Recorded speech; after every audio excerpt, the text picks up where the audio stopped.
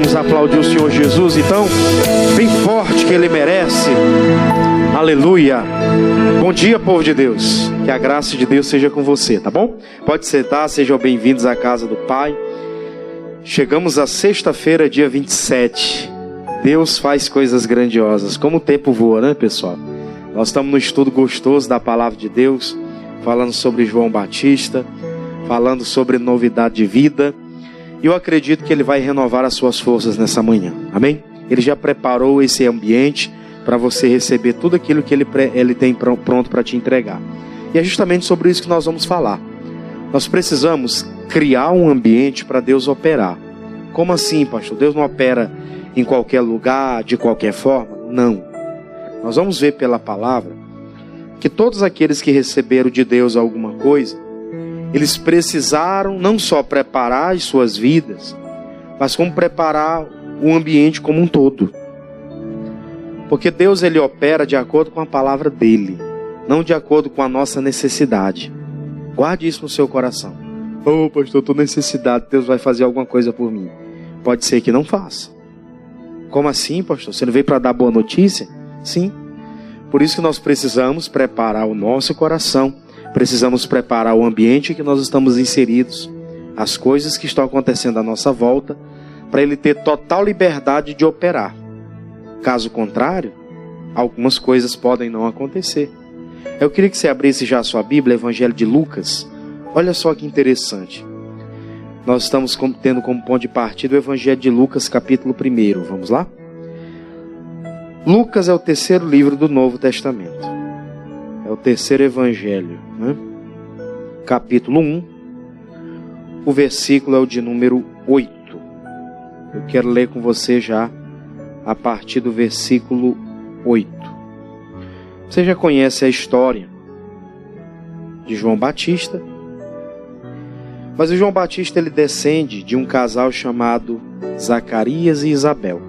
Zacarias, um sacerdote. Naquela época, Isabel, esposa, né? Que auxiliava ele em casa, nas coisas. E a Bíblia fala que os dois eram justos, andavam diante de Deus, eram irrepreensíveis.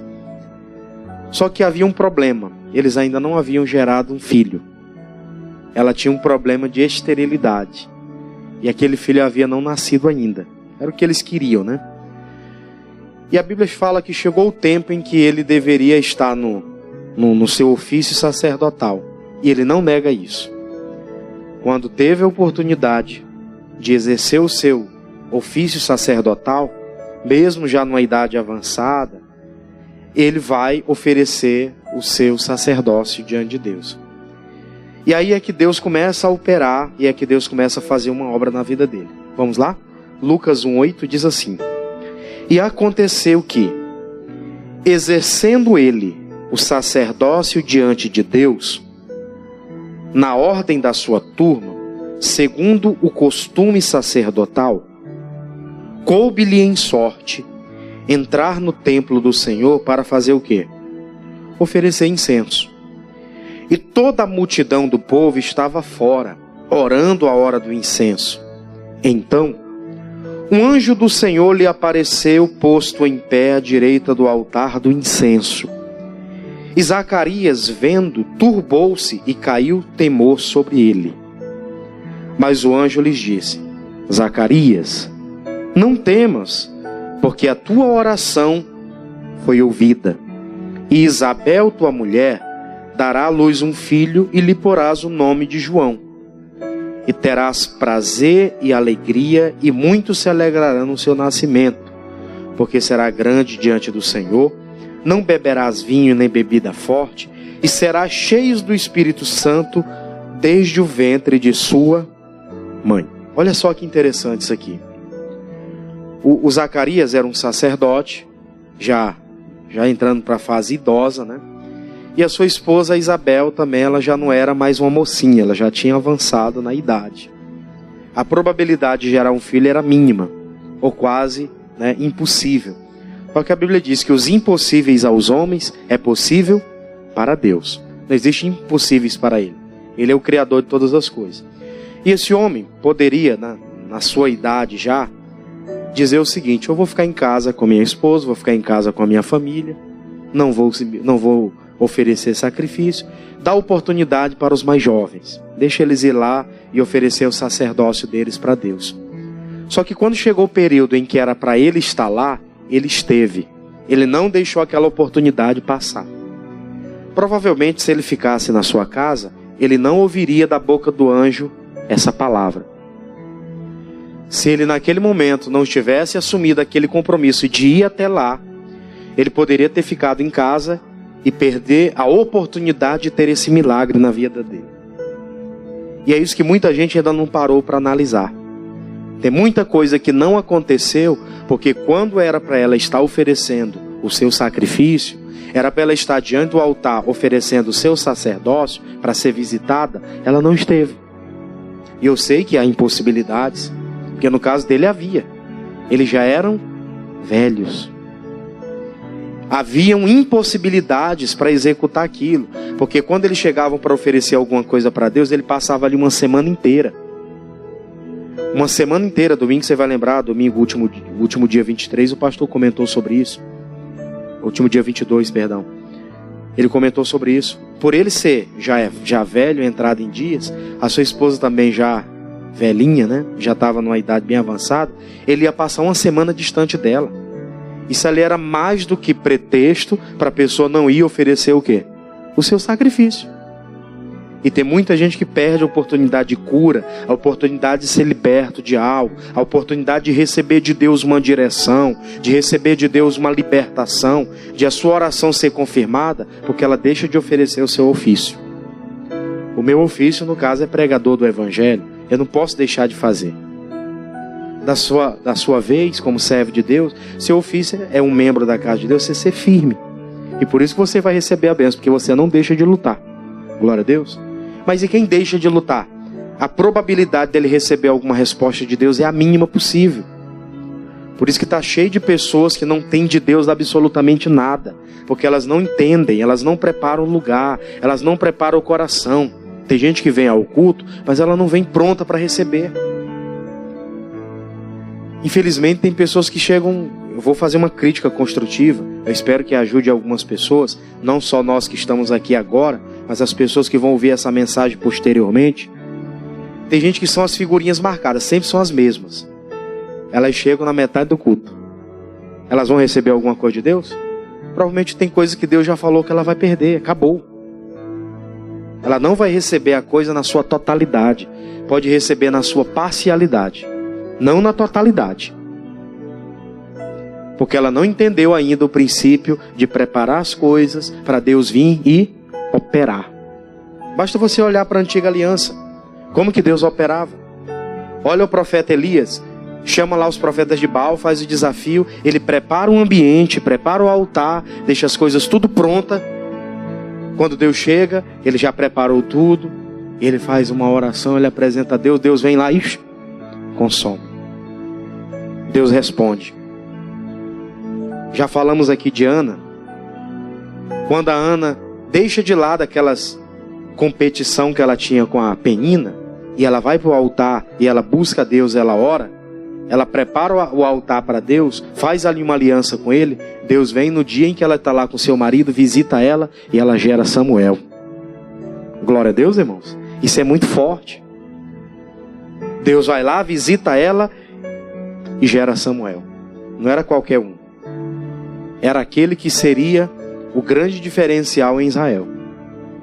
Seria o último juiz, o primeiro sacerdote e automaticamente profeta em Israel. 3 funções em uma só. Não era qualquer coisa. Deus queria gerar o melhor. Mas como? O ambiente tinha que estar preparado. Enquanto ela estava lá só com rixa com a outra, nada acontecia. O marido dela todo ano subia para fazer sacrifício. Não acontecia nada. Sacrifício de tolo. Jogava fora todo aquele tempo que ele havia dedicado. E quem sabe, muita gente não tem preparado o ambiente para Deus e tem desperdiçado os anos. Entrando, saindo, nada acontece. Nosso coração tem que estar preparado. Diga graças a Deus. Então ele recebe ali aquele ofício, ele fala: chegou a minha vez, eu irei. Ele vai lá, quando ele entra, ele começa ali a fazer o sacrifício pelo povo. As pessoas estavam lá do lado de fora. O versículo 9 fala sobre isso. As pessoas estavam do lado de fora, ali orando, fazendo a parte deles. E ele estava lá dentro oferecendo sacrifício. Primeira coisa que acontece, o anjo aparece para ele e falou: homem de Deus, a tua oração foi ouvida. A sua mulher vai gerar um filho. Você não pediu isso para Deus? A sua mulher vai gerar um filho. Ele ouve aquilo quando? Dentro do lugar onde oferece sacrifício, no altar. Mas como que ele estava? Com o ambiente preparado. Ele estava orando. Ele estava orando.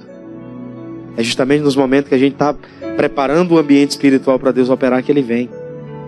Se não tem lugar para Deus na nossa vida, se não tem momento de oração, se não tem culto a Deus, se não tem momentos para a gente estar ali meditando nos louvores que a gente ouve, não tem Deus operando. Não tem cura. Vai no médico, resolve isso, resolve aquilo, não resolve nada. Toma medicamento, gasta recursos, não resolve nada. Como a mulher do fluxo de sangue. Já pregamos aqui sobre ela algumas vezes. Aquela mulher tinha um fluxo já há 12 anos. O tempo todo gastando tudo que tinha com os médicos. Antes indo a mal, indo a pior. Gastou tudo, não tinha mais nada. Aí ela vai preparar um ambiente. Jesus está lá no meio da multidão, pregando, ensinando e tal. Ela atravessa a multidão, ela faz o sacrifício dela. Ela coloca dentro do coração dela: se eu tocar nas vestes, eu vou sarar. Ela preparou aquele ambiente. Ela disse: eu quero tocar. Se eu tocar, eu não preciso nem ter contato com ele. Se eu tocar nas vestes, eu já estou curada. Ela vai lá, preparou todo aquele ambiente. Ninguém precisava saber porque ela era leprosa. A pessoa que tinha aquele problema não podia estar no meio de sociedade. Ela entra, toca, extrai virtude do Senhor e ela sai dali curada. E Jesus disse: alguém me tocou que de mim saiu virtude. Ou seja, alguém veio aqui e operou o seu milagre. Não foi ele que operou, foi ela que operou o milagre. Ele está sempre disponível. Amém, meus irmãos? Ela criou aquilo. Foi ela que criou. Não foi ele. Quem cria o milagre não é Deus, somos nós. Amém, irmãos? Eu que crio o meu milagre. Pastor, estou necessitado. Pois eu vou diante do Senhor. Eu vou apresentar a Ele. A palavra de Deus diz assim, diz assado. Você vai lá e você cria o milagre. A coisa acontece. A coisa vai fluindo.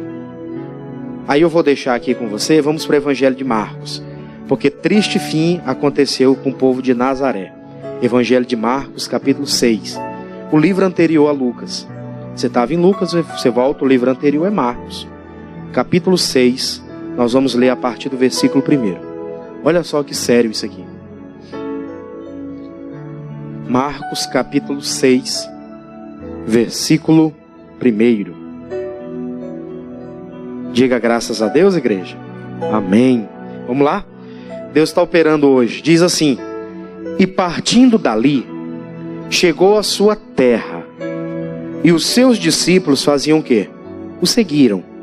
E chegando o sábado, começou a ensinar na sinagoga. E muitos ouvindo, se admiravam, dizendo: de onde lhe vêm essas coisas? E que sabedoria é esta que lhe foi dada? E como se fazem tais maravilhas por suas mãos? Não é este o carpinteiro, filho de Maria, irmão de Tiago, e de José, e de Judas, e de Simão? E não estão aqui conosco as suas irmãs? E escandalizavam-se nele. E Jesus dizia: não há profeta sem honra senão na sua terra, e entre os seus parentes, e aonde? E na sua casa. E não podia fazer ali obras maravilhosas, somente curou alguns poucos enfermos, impondo-lhes as mãos. E estava admirado da incredulidade deles, e percorreu as aldeias vizinhas, fazendo o quê? Ensinando. Preste bem atenção no detalhe.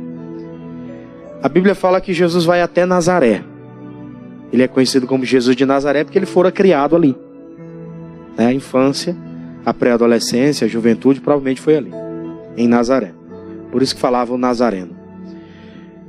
Ele vai realizando ali milagres, manifesta milagres por onde ele foi depois que ele foi batizado.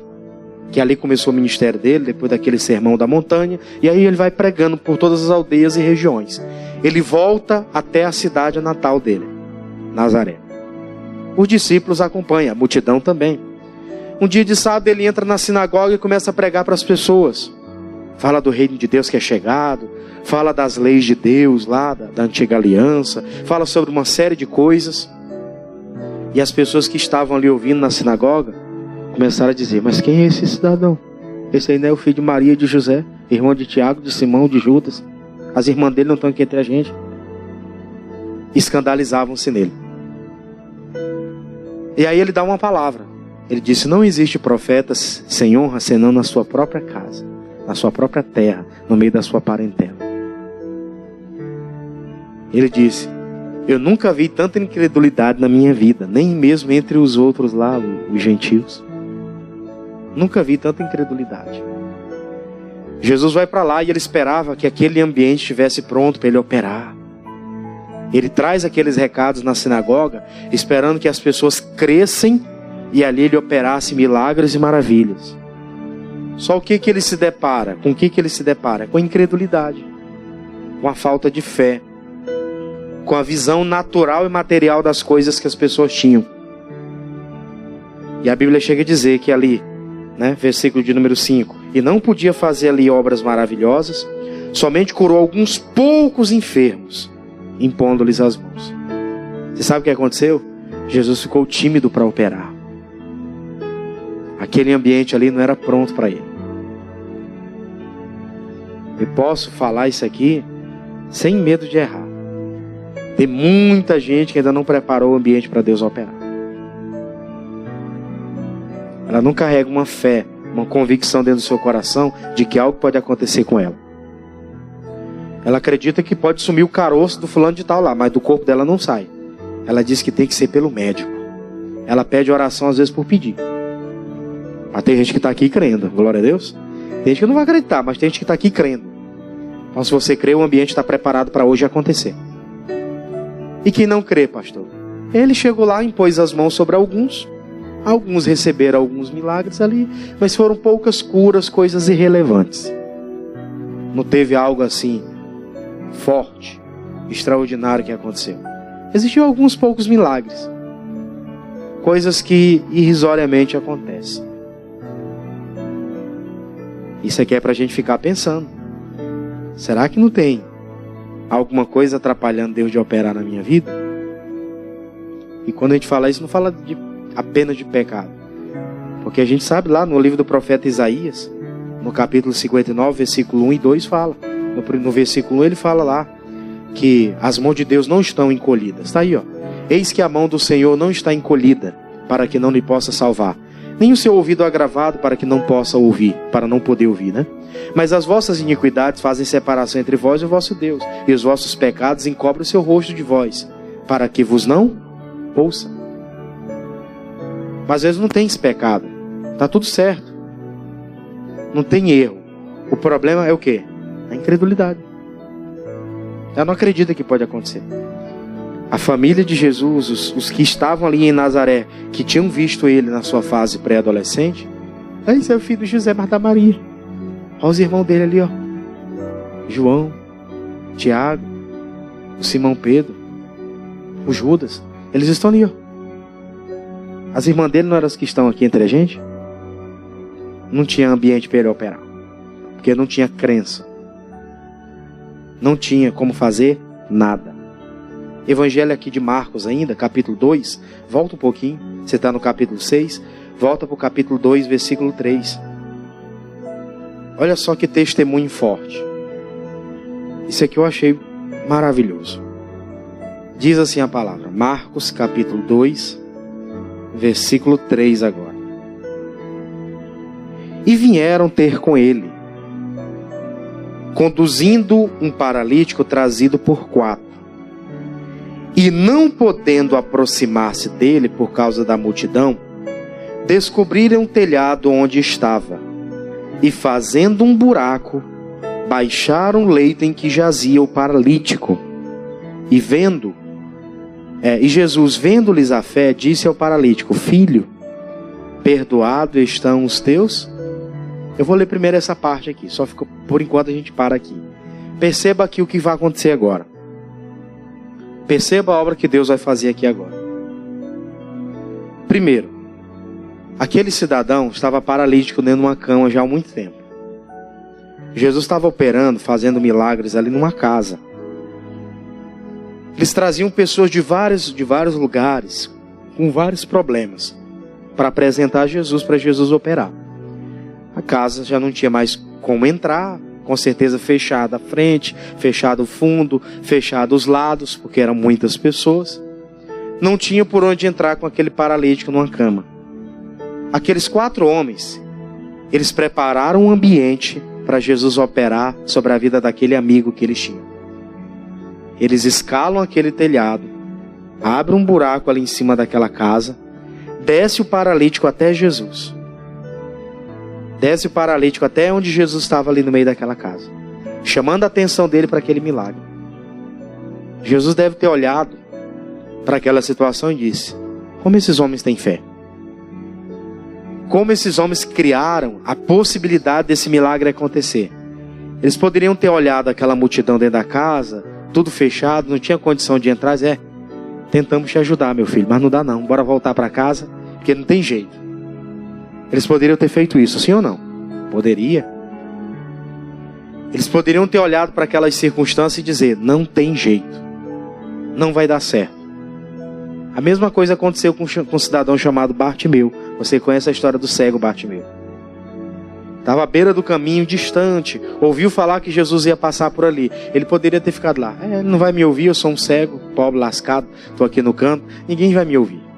E as pessoas ainda intitularam isso: para de ficar falando, ele não vai te ouvir, ele não vai dar atenção às tuas palavras, Bartimeu. E ele clamava como? Mais alto, com mais ênfase. Por quê? Porque ele estava acreditando que Jesus ia fazer. Ele estava preparando o ambiente para Deus operar. Esses homens aqui preparam o ambiente para Deus fazer o milagre, para Jesus operar ali o milagre na vida daquele amigo paralítico. Desceram com o homem lá no telhado. Primeira coisa que Jesus fala: você está curado, meu filho, é isso? Não.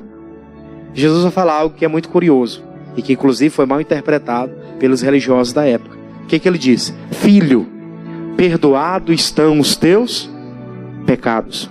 O que dá a entender para a gente é que provavelmente tinham situações que levaram aquele homem a chegar àquele ponto, né?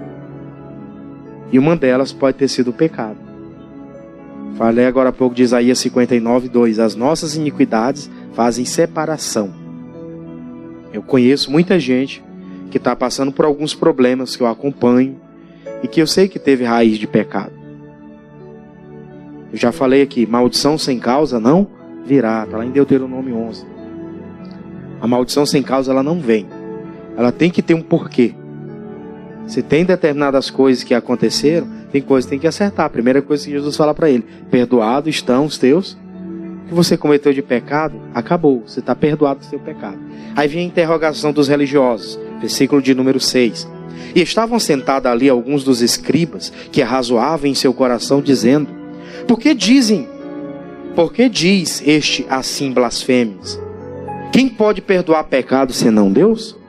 E Jesus, conhecendo logo em seu espírito que assim arrazoava entre si, disse-lhe: por que arrazoais sobre essas coisas em vosso coração? O que é mais fácil? Dizer ao paralítico: estão perdoados os teus pecados? Ou dizer-lhe: levanta-te, toma o teu leito e anda? Ora, para que saibais que o Filho do Homem tem na terra poder para perdoar pecado, disse ao paralítico: a ti te digo, levanta-te, toma o teu leito e vai para a tua casa. Jesus falou o seguinte: olha, ele deu um ensinamento para os religiosos. Aqueles amigos prepararam o ambiente para Jesus operar na vida do seu colega. Nem vou dizer colega, porque não era colega, né? Era amigo mesmo. Esse aqui era amigo mais chegado que irmão. Porque se prontificaram a preparar um ambiente para aquele milagre acontecer, o seu amigo ser curado. E aí Jesus dá para ele uma palavra: você está perdoado dos teus pecados. Religiosos: quem é ele? Pensa que é Deus? Só Deus pode perdoar pecado. Eles achavam que era só Deus, né?